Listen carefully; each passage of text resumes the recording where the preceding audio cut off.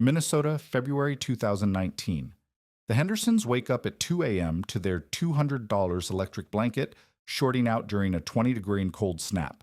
They're left shivering under inadequate comforters, facing a $400 heating bill that month.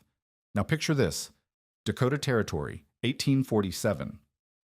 The Carlson family of six sleeps comfortably through a 30-degree blizzard in their one-room cabin with no electricity, no central heat, spending nothing on fuel beyond what they'd burn for cooking anyway. How is this possible? Modern thermal engineers would have called their heating methods primitive, dangerous, inefficient. Yet these frontier families survived winters that would shut down entire cities today. What they discovered about warming stones was actually a sophisticated thermal engineering system that understood heat transfer and energy coordination better than most modern solutions. Some of these frontier heating systems could keep a bed warm for 8 straight hours using nothing but rocks and timing, something that still baffles modern engineers. What secret knowledge allowed them to engineer permanent warmth while we're stuck with expensive systems that fail when we need them most? The Henderson family thought they had prepared for everything when they moved to their suburban Minneapolis home in 2018. Tom Henderson, an insurance adjuster who understood risk assessment, had invested in what he considered the best cold weather comfort money could buy. The centerpiece of their winter preparedness was a top-rated electric blanket system, not the basic models, but the premium dual-zone controllers with digital displays, automatic shut-off features, and washable heating elements. At $200 per blanket, they had purchased 3 units for their family of 4, confident that modern engineering had solved the problem of staying warm during Minnesota's brutal winters. February 12, 2019, arrived with a vengeance that caught even meteorologists off guard. The National Weather Service issued warnings as temperatures plummeted to minus 20 degrees Fahrenheit, driven by Arctic winds that made the effective temperature feel closer to minus 40.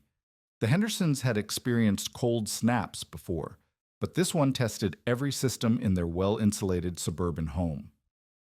Their natural gas furnace ran continuously, struggling to maintain 70 degrees against the relentless cold seeping through double-pane windows and modern insulation. The monthly heating bill, which typically ran around $150 during normal winter months, had already climbed to $400 by mid-February, with 2 weeks of cold weather remaining. At precisely 2:17 a.m., Tom Henderson woke to his wife Sarah shaking his shoulder urgently. The house felt wrong, not just cold, but genuinely frigid in a way that penetrated through their flannel pajamas and heavy comforters. The digital display on their premium electric blanket showed nothing but darkness. Tom's first assumption was a power outage, but the alarm clock's green numerals glowed steadily, and he could hear the furnace laboring in the basement. He pressed the blanket's control button repeatedly, checking connections, testing outlets, even swapping the controller unit with the spare from their guest room. Nothing. The $200 heating system had simply died at the moment they needed it most. Sarah gathered their 2 teenage children into the master bedroom, piling every blanket and comforter they owned onto the king-size bed. Despite the house's modern insulation and the furnace running at maximum capacity, the indoor temperature had dropped to 58 degrees.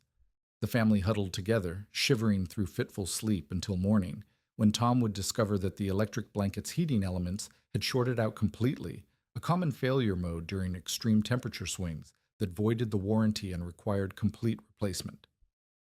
This scene of modern heating failure played out across thousands of American homes during that February cold snap, but it would have seemed impossible to the Carlson family, who faced far worse conditions with far less resources 172 years earlier. In Dakota Territory during the winter of 1847, Lars and Ingrid Carlson maintained comfortable warmth for their family of 6 through temperatures that regularly dropped to 30 degrees below zero, conditions that would have overwhelmed the Henderson suburban heating system completely. The Carlsons' one-room cabin measured just 16 by 20 feet, with log walls chinked with mud and grass, a single window covered with oiled paper, and a dirt floor covered by split logs. They had no electricity, no natural gas, no insulation beyond what they could improvise with available materials. Yet, on the coldest nights of that legendary winter, When territorial records documented temperatures reaching minus 38 degrees Fahrenheit, the Carlson children slept comfortably under homemade quilts, never waking from cold, never facing the desperate middle-of-the-night crisis that had struck the Hendersons despite their technological advantages and substantial financial investment.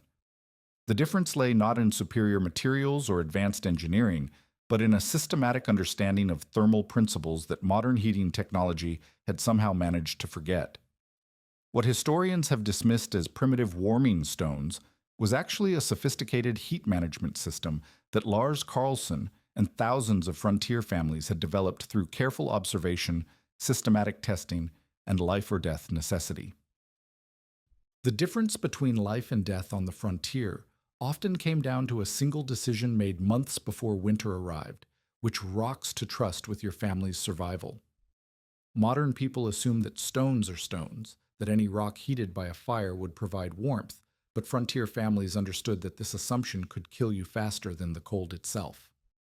The wrong stone selection didn't just mean discomfort, it meant explosive failure in the middle of the night, third-degree burns, or worse, the complete loss of heat when temperatures dropped to levels that could freeze a person to death in hours. Johann Miller learned this lesson the hard way during his first winter in Wisconsin Territory in 1843. A stonemason by trade in his native Bavaria, Muller assumed his professional knowledge of building materials would translate perfectly to heating stones. He selected what seemed like the obvious choice: granite blocks from a nearby quarry, dense and durable, the same material he had used for foundations and walls throughout his career. On December 15, 1843, as temperatures plummeted to minus 18 degrees, Muller heated his carefully chosen granite stones to what he estimated was around 180 degrees Fahrenheit and wrapped them in wool blankets for his family of 5. At 3:30 a.m., the first stone exploded like a musket shot, sending razor-sharp fragments through the cabin and badly burning his youngest daughter's leg. The second stone cracked an hour later with a sound like breaking glass, releasing all its accumulated heat in minutes rather than the steady warmth his family desperately needed. By morning, Muller's wife was treating burn wounds while the family shivered through the remaining hours until dawn. The granite stones that had seemed so logical, so professionally appropriate, had nearly killed the people they were meant to protect. This failure forced Muller to swallow his pride and seek guidance from Lars Bergstrom, a Norwegian immigrant who had survived 3 Dakota winters using stone heating systems that never failed. Bergstrom's approach seemed almost primitive compared to Muller's systematic European training, but the results spoke for themselves. While Muller's family had suffered through the nightmare of exploding granite, the Bergstrom children had slept comfortably through that same minus 18-degree night, using stones that maintained steady, safe warmth for exactly 8 hours. The secret lay in understanding thermal properties that had nothing to do with construction durability and everything to do with heat capacity and expansion rates. Bergstrom had learned through careful observation and systematic testing that soapstone possessed unique characteristics that made it superior to every other material available to frontier families. Unlike granite, which absorbed heat rapidly but also released it in dangerous, uncontrolled bursts, soapstone absorbed thermal energy slowly and released it steadily over many hours without the dramatic expansion and contraction that caused other stones to crack or explode. Bergstrom's testing methods would have impressed modern materials engineers, though he conducted them with nothing more than careful observation and life-or-death necessity. He tested dozens of stone types by heating them to various temperatures and monitoring their behavior over time. Limestone crumbled when heated beyond 150 degrees. Sandstone absorbed heat poorly and released it too quickly. River rocks of certain compositions worked adequately, but never achieved the consistent performance that families needed for survival. But soapstone, when properly selected and prepared, could be heated to over 200 degrees Fahrenheit without structural damage, and would radiate comfortable warmth for 6 to 8 hours with mathematical predictability. The optimal specifications that Bergstrom developed through trial and observation were precisely calculated, though he would never have described them in engineering terms. Each heating stone needed to weigh between 4 and 6 pounds, light enough for safe handling when hot, heavy enough to store sufficient thermal energy for all-night warmth. Stones weighing less than 4 pounds released their heat too quickly, leaving families cold by midnight. Stones heavier than 6 pounds became dangerously unwieldy when heated to the 200-degree temperatures necessary for maximum duration, and the risk of severe burns increased dramatically. This systematic understanding of thermal mass and heat transfer, developed by families who had never heard these scientific terms, created heating systems that modern electric blankets still cannot match for reliability, safety, and consistent performance throughout the night. Finding the perfect soapstone was only half the battle. Wrapping it properly meant the difference between 8 hours of comfortable warmth and a trip to the nearest doctor, assuming one existed within 50 miles of your homestead. Sarah Mackenzie discovered this truth during her first winter in Montana Territory, when she nearly lost her eldest son to burns that could have been prevented with knowledge that experienced frontier families guarded as carefully as their seed corn. Mackenzie had obtained excellent soapstone blocks from a traveling trader, each weighing exactly 5 pounds and capable of holding heat for the full night when properly heated. But on November 23, 1852, rushing to get her children warm during an unexpected early blizzard, she wrapped the stones hastily in whatever fabric came to hand, thick wool blankets that seemed logical for insulation. When 8-year-old Thomas reached for his wrapped stone in the darkness, the inadequate barrier between his skin and the 200-degree surface caused second-degree burns across his palm that took weeks to heal and could have permanently disabled his hand. This near disaster forced Mackenzie to seek instruction from Martha Olsen, a Norwegian woman whose family had used stone heating for over a decade without a single burn incident. Olsen's wrapping system seemed almost obsessively detailed to Mackenzie's American sensibilities, but the results spoke for themselves. Olsen's 6 children, ranging from age 4 to 16, handled their heated stones confidently every night without fear or injury. The key lay in understanding that effective stone wrapping required 3 distinct layers, each serving a specific engineering function that modern thermal designers would recognize as sophisticated heat transfer management. The inner layer consisted of thin cotton cloth, typically repurposed from worn-out shirts or sheets, wrapped snugly but not tightly around the heated stone. This cotton barrier served as the critical safety interface, thick enough to prevent direct contact with the stone surface, thin enough to allow steady heat transfer throughout the night. Cotton's natural fiber structure created thousands of tiny air pockets that moderated the heat flow without blocking it entirely. The middle layer provided the primary insulation using wool fabric, but not the thick blanket material that had burned Thomas Mackenzie. Olsen used medium-weight wool cloth, often from old coats or dresses that had outlived their original purpose, wrapped with carefully calculated tension. Too loose, and air gaps would allow heat to escape rapidly, leaving the family cold by midnight. Too tight, and the wrapping would compress the wool fibers, eliminating the air pockets that provided insulation, and causing the heat to transfer too quickly through direct contact. The outer layer consisted of durable canvas or leather, materials that could withstand nightly handling, and the occasional accidental contact with sharp objects or rough bed frames. This outer wrapping protected the inner layers from damage and provided a sturdy handle that family members could grip safely even when the stone was at maximum temperature. Pioneer women often repurposed heavy work pants, canvas wagon covers, or leather from worn-out boots to create these protective shells. The placement strategy that Olsen taught Mackenzie revealed an understanding of human physiology that modern sleep science has only recently validated.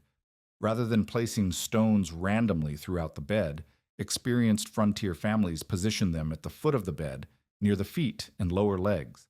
This location took advantage of the body's circulatory system. Warming the blood in the feet and legs created a warming effect that circulated throughout the entire body during sleep.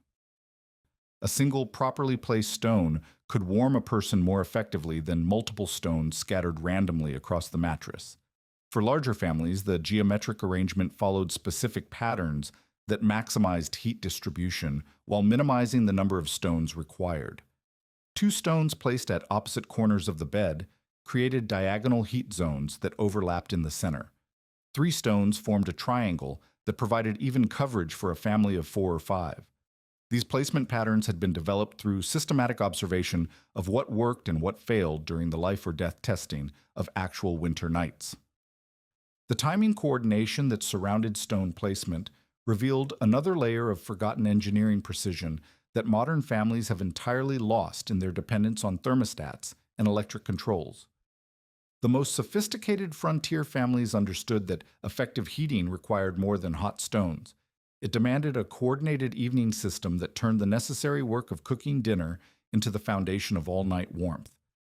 While modern families pay separate bills for cooking gas and heating gas, then add electric blanket costs on top of both, frontier families had discovered how to accomplish both functions with a single fire, creating heating systems that cost nothing beyond the fuel they would burn for meals anyway. Thomas Whitman recognized this efficiency principle when he designed custom bed frames for his homestead carpentry business in Wisconsin Territory during the 1850s. Whitman had observed that most frontier families placed their heated stones haphazardly on mattresses, where they rolled around during sleep, lost contact with their bodies, or created dangerous pressure points that could cause burns through prolonged contact. His solution was to engineer the heating system directly into the bed architecture itself, creating wooden boxes sized precisely for 4 to 6 pound soapstone blocks, with carefully calculated air circulation channels. Whitman's bed boxes measured 8 inches long, 6 inches wide, and 4 inches deep, dimensions that accommodated standard heating stones while allowing air to flow around all surfaces for even heat distribution. The boxes were positioned at the foot of each bed, built into the bed frame itself rather than added as afterthoughts. Wooden slats above the boxes could be removed for stone insertion, but prevented the stones from shifting during sleep. Small holes drilled through the box sides, each exactly 1/4 inch in diameter, created controlled air circulation that prevented overheating while maintaining steady heat transfer throughout the night. This architectural approach eliminated the dangerous improvisation that killed settlers who tried to balance hot stones on unstable surfaces or wrap them in materials that could catch fire during the night. Whitman's beds provided secure, permanent housing for the heating elements while maintaining the flexibility to adjust stone placement based on family size, weather conditions, or individual comfort preferences. The German immigrants who settled in Pennsylvania and Ohio territories during the 1840s brought with them an even more sophisticated approach that revealed the advanced engineering thinking possible within traditional heating systems. Heinrich Weber, a coppersmith who had learned his trade in Bavaria, adapted the European Bettwärmer for American frontier conditions, creating tools that could pre-warm entire beds with mathematical precision before families ever climbed under the covers. Weber's Bettwärmers consisted of copper pans measuring 12 inches in diameter with handles extending 36 inches from the pan center. The extended handles allowed operators to move hot coals systematically across mattress surfaces without risk of burns or fire. The copper construction provided superior heat conduction compared to iron alternatives while remaining light enough for safe handling by women and older children. Each Bettwärmer could warm a full-size mattress in approximately 8 minutes, moving in overlapping circular patterns that created even heat distribution across the entire sleeping surface. The operational technique that Weber developed turned bed warming into a precise choreographed routine that took advantage of cooking fire timing. 20 minutes before sleep, as the cooking fire burned down to optimal coals, family members filled the Bettwärmers with glowing embers and began systematic mattress warming. The copper pans were moved in slow, overlapping circles, spending exactly 30 seconds per square foot of mattress surface. This timing ensured complete heat penetration without overheating any single area to dangerous levels. When extreme weather threatened, experienced frontier families deployed emergency protocols that combined multiple heating methods into integrated systems capable of maintaining life during temperature drops that could kill within hours. During the legendary winter of 1856, when temperatures across Minnesota Territory dropped to minus 42 degrees Fahrenheit for 6 consecutive nights, families who survived used hot coal techniques that required perfect execution to prevent carbon monoxide poisoning. The coal method involved placing glowing embers in perforated iron pots positioned under bed frames. With carefully engineered ventilation systems that provided fresh air circulation while maintaining heat output. These iron pots, typically measuring 8 inches in diameter with holes punched every 2 inches around the sides, created radiant heating from below, while the perforations ensured complete combustion that minimized dangerous gas production. Families using this method survived temperatures that killed settlers who relied on single heating approaches. But the technique demanded precise understanding of combustion principles and ventilation requirements that separated survival from disaster. The Jensen family of North Dakota provides the most compelling evidence that frontier heating systems represented genuine engineering solutions rather than primitive improvisation. From 1860 through 1943, 4 generations of Jensens used the identical soapstone blocks that Patriarch Ole Jensen had selected during his first Dakota winter. The same 5-pound stones that warmed Ole and his wife Astrid through the brutal winter of 1860 were still providing nightly heat to their great-grandchildren during the Dust Bowl years of the 1930s, when many modern heating systems failed completely due to economic hardship and infrastructure breakdown. This 83-year operational record represents a level of durability that no modern heating system has ever achieved. The stones showed no signs of structural deterioration, required no maintenance beyond occasional rewrapping, and delivered identical performance year after year without degradation. When great-grandson Robert Jensen finally retired the stones in 1943, it was only because rural electrification had reached their farm, not because the heating system had failed in any way. Dr. Rebecca Martinez, a thermal engineer at MIT who studies historical heating systems for sustainable building applications, has subjected frontier stone heating methods to rigorous thermodynamic analysis using modern measurement equipment and computer modeling. Her findings confirm that frontier families had discovered heat transfer principles that contemporary electric heating systems still struggle to match. Martinez's thermal imaging studies show that properly prepared soapstone blocks maintain surface temperatures between 95 and 105 degrees Fahrenheit for 6 to 8 hours after reaching peak heat, creating what she describes as ideal comfort zone temperatures that modern programmable thermostats attempt to replicate through constant energy input. The heat retention curves that Martinez documented reveal why frontier families achieved superior comfort compared to modern electric blankets. Electric blankets create inconsistent temperature zones with hot spots reaching 120 degrees and cold spots dropping to ambient room temperature, requiring continuous power consumption to maintain even minimal warmth. Soapstone blocks, by contrast, release heat in smooth, predictable curves that maintain comfortable temperatures without the dangerous temperature spikes or uncomfortable cold spots that characterize electric heating elements. Martinez's cost analysis exposes the economic devastation that modern heating dependence has created for American families. The average household now spends between $150 and $400 monthly on heating costs during winter months, with electric blanket systems adding another $30 to $60 in monthly electricity consumption. Over a typical 30-year period, a modern family's heating expenses total between $54,000 and $144,000, not including replacement costs for failed equipment, emergency repair calls, or the supplemental heating devices purchased when primary systems fail during extreme weather. The Jensen family's 83-year heating record cost exactly $0 in fuel expenses beyond the wood they burned for cooking, which they would have used regardless of their heating method. Their total heating system investment consisted of 5 soapstone blocks gathered from a local quarry, cotton and wool fabric repurposed from worn-out clothing, and Thomas Whitman's custom bed frame modification, which cost $4 in 1860 currency. This represented a one-time expense that provided reliable heating for over 8 decades without a single failure, repair bill, or replacement cost. Modern heating systems demonstrate the exact opposite reliability profile. Electric blankets typically fail within 2 to 3 years, requiring complete replacement at costs ranging from $80 to $250 per unit.